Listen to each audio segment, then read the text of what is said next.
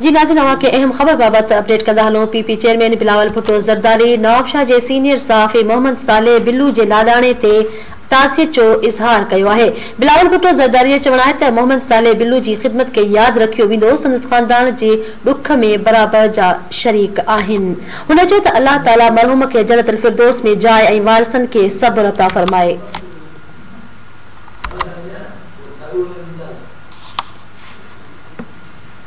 अहम खबर बाबत तव्हांखे ॿुधायूं पिया। पीपी चेयरमैन बिलावल भुट्टो ज़रदारी नवाबशाह जे सीनियर सहाफ़ी मोहम्मद साले बिल्लू जे लाडाणे ते ताज़ियत जो इज़हार कयो आहे।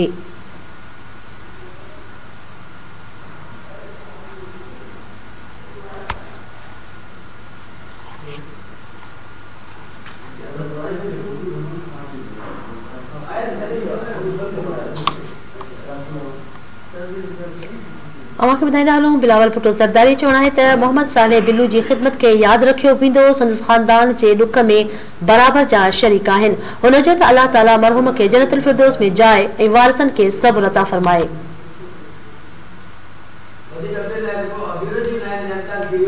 जी नाज़रीन, वधीक अपडेट करण लाइ bureau chief Nawabshah Khan line ते मौजूद आहे। इम्तियाज़ कीरियो जी, इम्तियाज़ कहिड़ा तफ़सील आहिनि?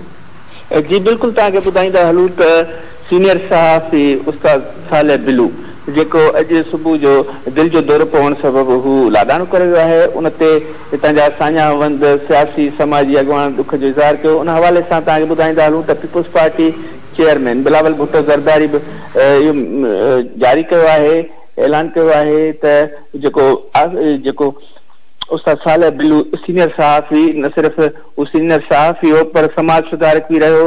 हमेशह जेको आहे सो पोरियतनि जे ऐं जेके मुख़्तलिफ़ जेके कैंपूं जी अखियुनि जूं कैंपूं हुजनि या स्कूली ॿार हुजनि, उन्हनि जे लाइ स्कूल ठाहिराइण में हमेशह हू अॻिभर रहियो आहे।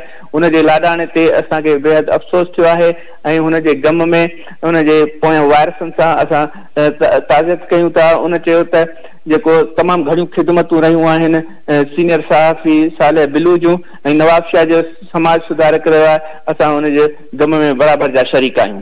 जी इम्तियाज़ अपडेट करण जे लाइ।